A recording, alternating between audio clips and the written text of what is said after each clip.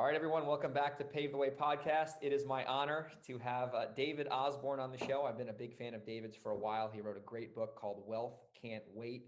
Read the book several times. I've listened to it. A lot of my friends, I've passed it along to them, and David's been a guy I've been following. And David, thanks so much for taking some time out of your schedule to meet with us today. Hey, it's great to be with you, Greg. I'm happy to be of service to anyone that's up and coming. Absolutely. So let's just get right into it. So can you tell the listeners a little bit about your background, how you kind of got into the entrepreneur world from 20 so years ago? Dad is a Green Beret colonel. Mom was a housewife. He retired from the Army. I was raised mostly in Germany and England, actually. My mom's a Brit. Got back to Austin, Texas. He was from San Antonio originally. My mom went to work for a little company called Keller Williams. At the time, there were 5 agents. Today, there's 180,000. Dad was pretty intense. I think a lot of entrepreneurs share in common that they had a pretty intense father or something going on there. And I think at some point earlier in my life, I just thought, look, the ticket for me to be free of regulations, because I almost joined the Army like my dad, but I interviewed with the Marines. I was like, I've taken orders for too damn long. I'm not going to take any more orders. And I thought the pathway to freedom was through money. So I thought if I have money, I don't have to answer to anybody. That was a pretty strong drive when I was a kid. So even though I was a C student in college and I barely made it, in high school, and I barely made it through college, I was the fastest grocery bagger. I had a lawn mowing company. I worked construction. I worked my tail off in the hot sun. I always liked working and the paycheck that it generated. So I ended up getting into real estate, long story short. And then I got tired of selling after 3 years. I just started opening franchises instead. And I kind of got the Southwest Airlines, if you will, of real estate. We just crushed it. But the big thing for me at the beginning was just freedom equals money. I think early on I made this decision that money equals freedom. Now, I don't think it's completely true. I think, the Dalai Lama can sit there and be free with nothing. So can maybe Nelson Mandela. There are people that can achieve a state of oneness and be free. But still, for me, money gives me freedom and possibility.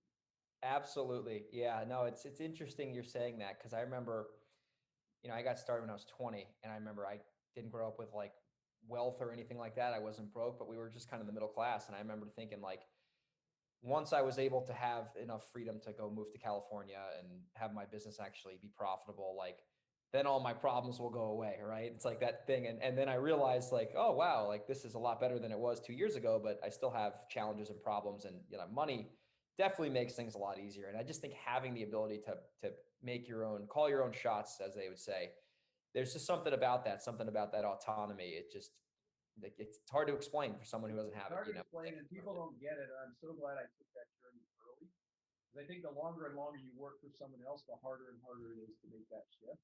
Yeah. I'm basically unemployable. The second thing for me as a kid growing up is I had this rich uncle, and my mom was the poor offshoot of a wealthy family. And I remember thinking, that looks like a better lifestyle than we have.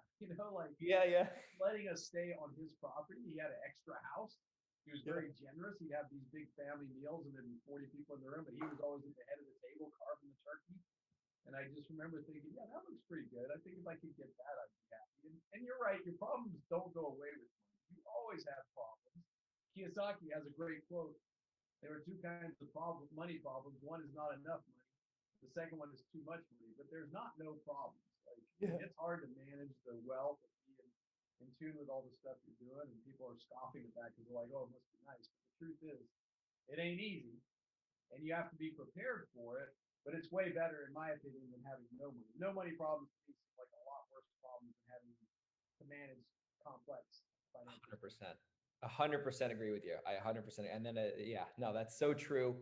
And I have a lot of newer people reach out to me now, and I'm just telling them, like, listen, trust me, it's not going to be easy. And I'm nowhere near your level. But just from my perspective, I'm like, listen, it's not going to be easy. But when you get to the point where you don't have to worry about money, at least if you're in your younger 20s, it's worth it. Not having to tell a boss, take time off, like having free. I just love having control over my time, and that's something I'm big on, obviously.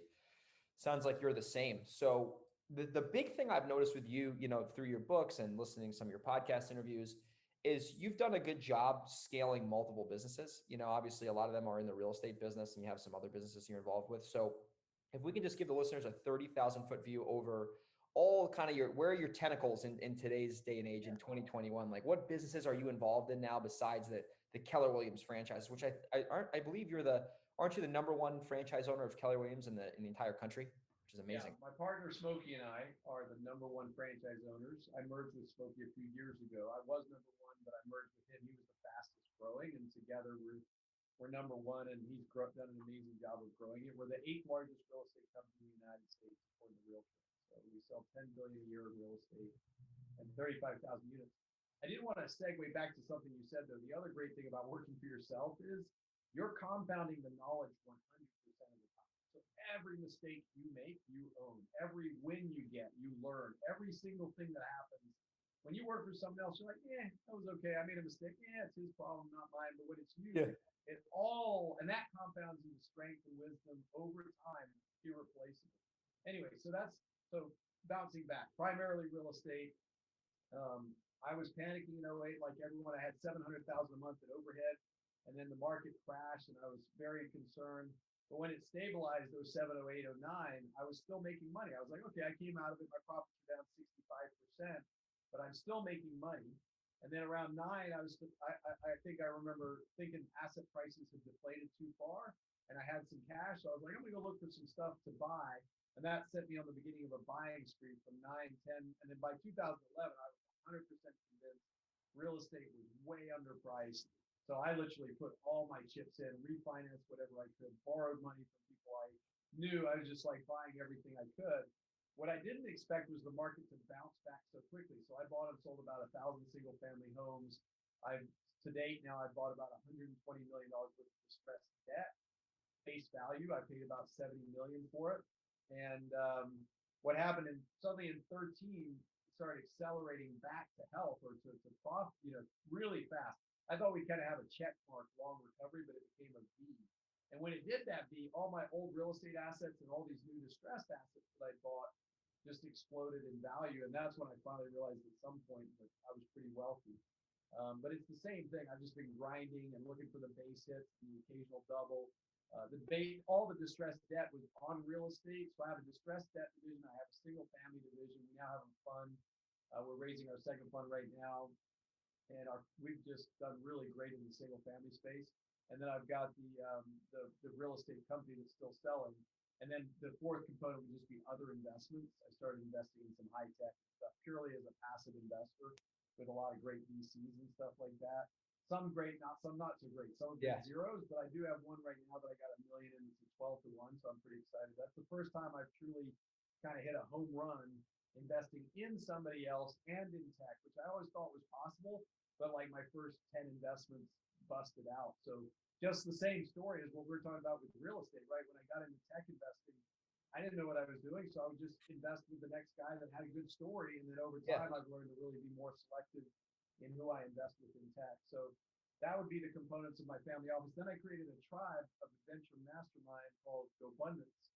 That's for up and coming entrepreneurs. So if you go to GoBundance.com, you would see that we have 400 members, and we basically create an environment for entrepreneurs to perform at a higher and higher level, to where being awesome is normal. See, what happens in life is you rise to a certain level, and sometimes you're the only guy at that level. So you think, oh, I'm doing pretty good. I made it. The only way you'll keep pushing yourself is surrounding yourself with more and more successful people.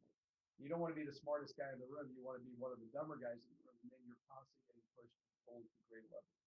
Absolutely. No, that's such a good point. Cause I remember when I first went to a meeting where there was guys, I was probably 22, and there was guys buying, 45, 50 houses a year. I couldn't imagine doing that. And then just by being in their proximity, learning from them, and then eventually getting to their level, it's like, wow, you really are a product of your environment. And that's just so impressive to see how you kind of time the market. And I think the big thing I like with you is that, I read this great book. This was last week called What It Takes by Steve Schwarzman, who's the founder of Blackstone, and read that book. And, there's a lot of good strategies in there on how he scaled that, massive conglomerate of a company. But the biggest thing I got is like, this guy's thinking big from day one. He's not thinking small. And, from day one, I could tell you just wanted to scale. You got into a great vehicle with Keller Williams. You're able to time the market. So transitioning from that, giving everyone kind of your perspective and your experience, in the Wealth Can't Wait book, there's out of the many takeaways that I got, the horizontal versus vertical income is something that I've read that chapter several times because I've fallen guilty of the fix and flip income, the wholesaling income, done very well with it. But at the end of the day, I think I forget the term you say. Is it 100%er or like when your passive income is 100%? Flipping and wholesaling is a job. You're just a Yeah. job. Yeah. 100%er is when 100% of your needs to live come in from passive vehicles. Then you're free. Yeah. You can do whatever you want. You can still work like I've chosen to do and make money, or you Yeah. can retire like one of my buddies does and ski 200 days or 100 days a year, or whatever it is, a mountain bike 100 days. So Yeah. that's being 100%er. And yeah, people mistake flipping, even though it's great profit for a business, and it is a business, but it's a job business. You're actually working with the job. Yeah. Or when you own 100 single family homes like I do, one of my businesses and so I have a fund with 535 homes. I'm the largest investor, but I also have a bunch of investors. And then I have a single family that I bought before we started the fund. Those 100 homes pay me 500,000 whether I do anything or not. So that's just an example of what's possible in single family. And that's what I tell my wife is if I got hit by a bus tomorrow, you sell everything that's complicated, but you keep those 100 single families because it's that easy. I pay a guy 75 grand a year to manage that, and he manages all the managers. We're in like 10 different states, and that's it. There's nothing else to do. Yeah. Yeah. And that's a big thing I got from that book is like, a lot of guys I know are doing well on the surface, but when you really look at their wealth and their ability to create these assets that will ultimately pay them forever, a lot of guys are failing. And I kind of brushed it under the rug for a couple of years. And last year I said, you know what? I'm going to start keeping some of these properties. So now I'm from your book and from other things I've listened to, like I made it a conscious choice now and a decision that I'm going to fix my horizontal income situation because Well, and the idea for your listeners of horizontal income is vertical income is what you do to get paid, and you get really good at it. You get paid a lot of money. For a baseball player, you get 20 million a year just to play baseball. Well, that's just one stream of income. The idea is you can have all these different horizontal streams of income. You can have unlimited. So I mean, if you count my 100 single families as one income per house, which is what my buddy wants me to do, I really put them in 7 LLCs, so I would count them as 7. But if you count them as individually, I probably have 160 sources of income. So every month I'm getting 160 paychecks. I started off with one, obviously, because I didn't have anything. I also come from the middle of the middle class. We were never poor, but my dad was a soldier, my mom was a housewife, and they didn't inherit any money of any significance at all. If they did, I don't even know if they did or not. Because my grandparents were both dead, mostly dead before I was born. Just one grandma. Anyway, so I just concentrated on these different things. Like, where could I buy something that would pay me for the rest of my life? How could I turn $1 into 10 cents a month forever? Or 10 cents a year. I'm sorry, forever. And that journey has led me to this. But I also have 1,600 1,600 doors in multifamily, which I have with partners, and it's just so interesting how it flows. Like, and then I started collecting assets, and the second thing I collect is talent. And by the way, you're so young and talented. It's so great to see it. You're 25 years old. You're so much further than I was. It's an amazing place to be. But I attract talented people, and I put them in place over these businesses, and I make sure they have a kick-ass outcome in that business, a great outcome. And then we're partners.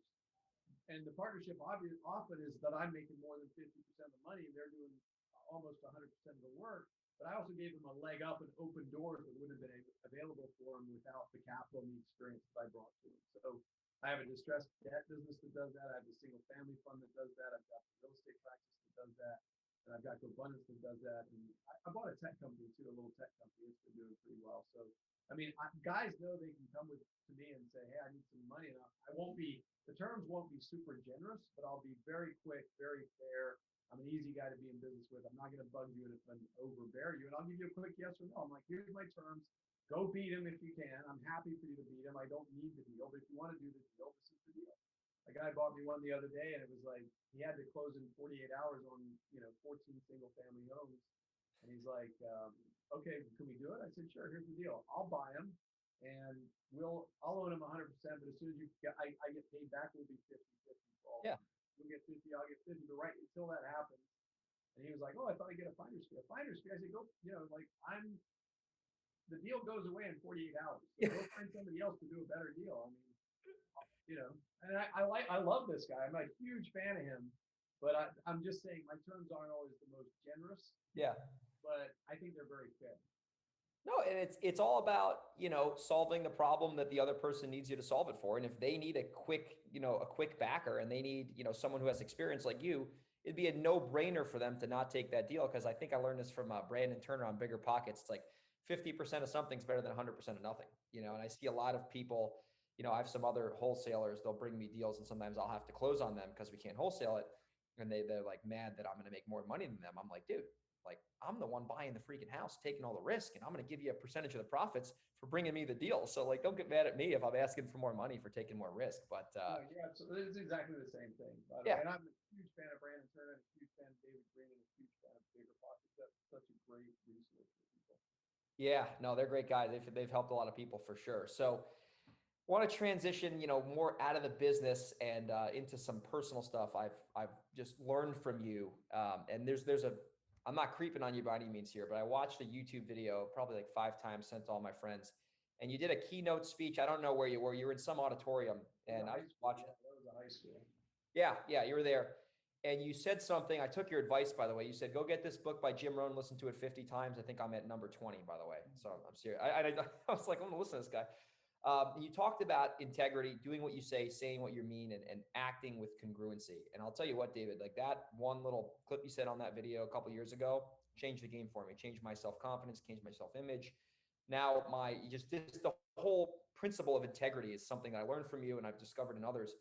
I want you to just kind of talk a little bit about that because it's so powerful and it's very subtle. I mean, people say that a lot, but I think when you can really embrace that and live a life of integrity and congruency, it'll change the game. And you mentioned that in the beginning, and it's changed my life, man. So appreciate you mentioning. Well, like everyone, when I started off, my hopes and dreams of what I could do were bigger than my actual ability to do it. Yeah. What I found is I would over promote myself. I'd over promote, and then I felt kind of weird inside because I hadn't quite lived up to what I said. And then somewhere, I actually think it was a book called $1 Million Habits. But anyway, I got taught this idea, probably by Gary Keller, that like if you got to be in alignment with your word. And the more you're in alignment with your word, the more powerful your life will be. So if you say this and you do this, like my two hands are making circles far apart, then you're completely out of integrity. And we all meet people like this. They come up to a party and you're like, hey, what are you up to? Like, oh, I'm going to go hitchhike around the world and I'm going to do this, I'm going to do that. And then you meet them like 3 months later. How was the trip around the world? They're like, what trip? I'm not going on a trip around the world. Like they just make stuff up on the fly and nothing ever relates to anything they're doing. They're like living in their own fantasy world.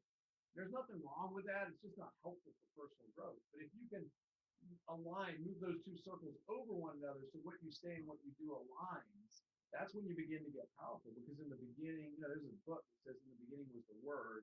And the way I read that is, not bringing religion to this, is like, I've got my word. And if I keep my word and I do what I say I'm going to do, then two things happen. One is I'll get better results, but two is I'll start believing in myself, which I do. Yeah. And when I believe in myself at a high level, everyone picks up on that. And it's like the beginning of layering strength upon strength. No one's ever perfect. Everyone's going to fall short. But the more you can align those two things, and that's why I'm so driven by my goals and my commitments, and my habit tracker and my coaches. And the more I align those two things, what I've found is life's gotten way easier. And the people that respect me are way more successful. So today, this week alone, I've texted or communicated with 2 billionaires. I've had lunch with a couple guys making, 20 million plus a year. I just met with a guy. I don't know what they're worth, but they're all 9-figure guys. And they view me as an equal. But I have built this by really honoring my word and keeping my track record and my truth and just aligning that. And I want to be very clear with people. I don't do this to be a good boy or a boy scout. It's 100% almost religious to me that when I keep my word, I believe myself, my subconscious believes me, and I become a more powerful human being, and then the world moves for me.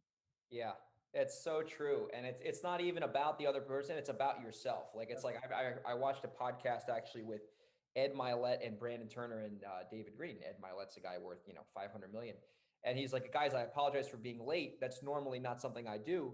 It's not about you guys. I'm apologize for being late to the meeting, but it's about me. If I say I'm going to be at a meeting on time and I'm not on time, that's goes out of his, personal integrity. So just a lot of guys at a high level that I've studied and watched from afar, I've seen that common trait is they do what they say.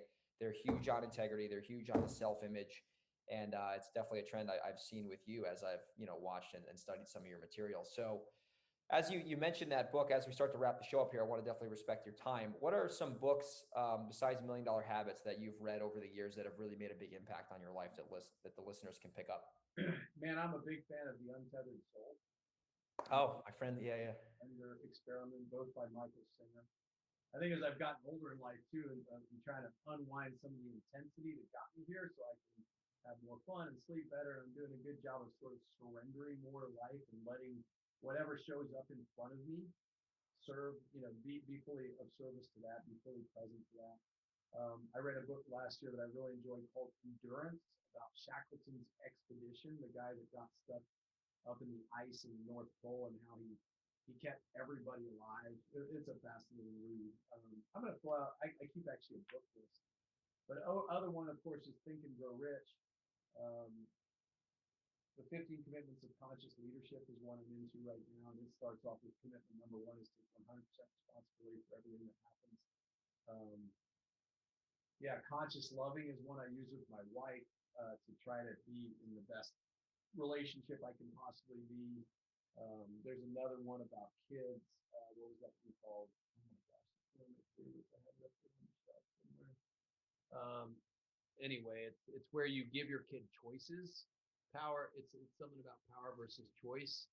But it's about giving your kids choices. So you never just say to your kid, no. You don't say go to bed now. You don't say get out of the pool now. You say you want to get out of the pool in 2 minutes or 5 minutes. You always give your kid power.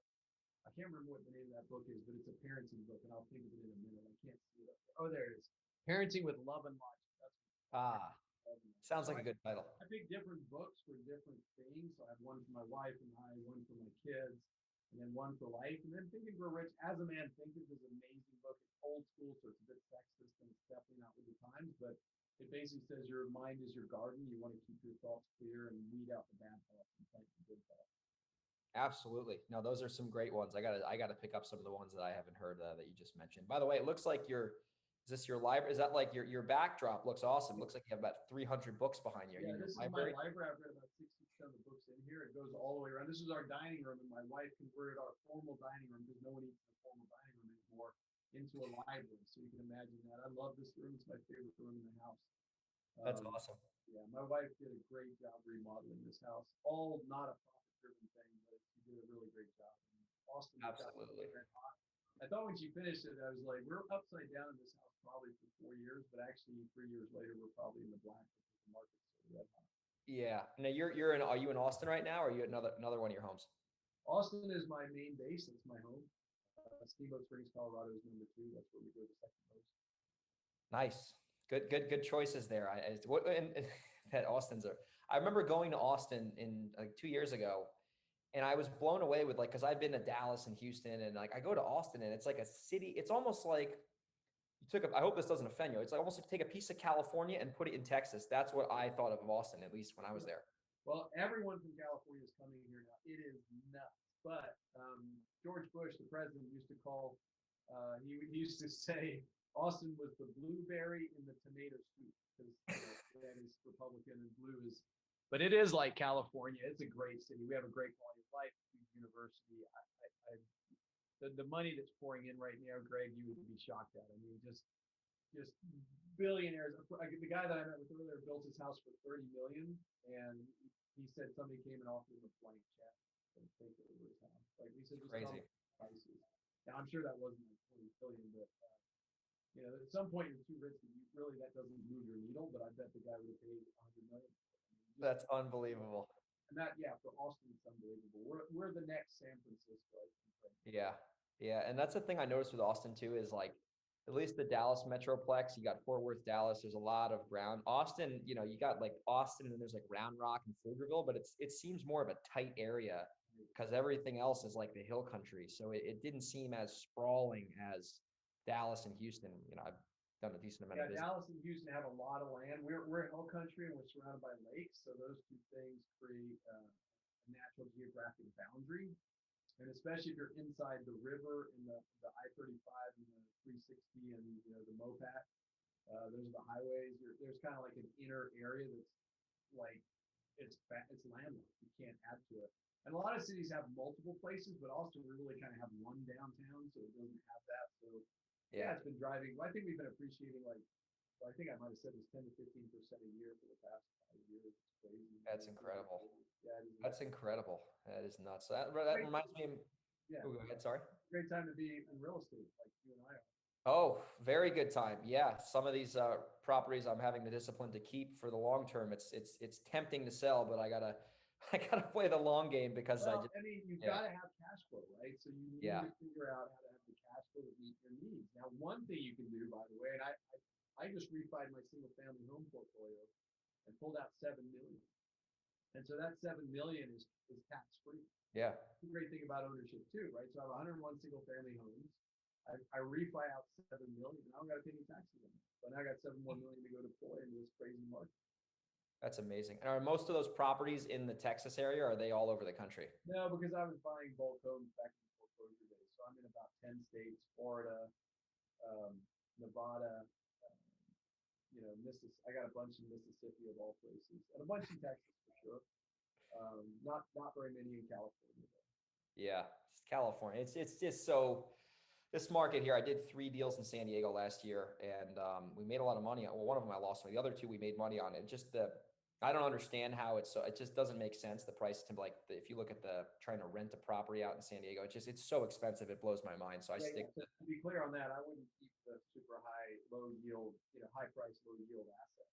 I Yeah, buy my keepers in places like Mississippi and Florida. So my average sale price is 100 homes.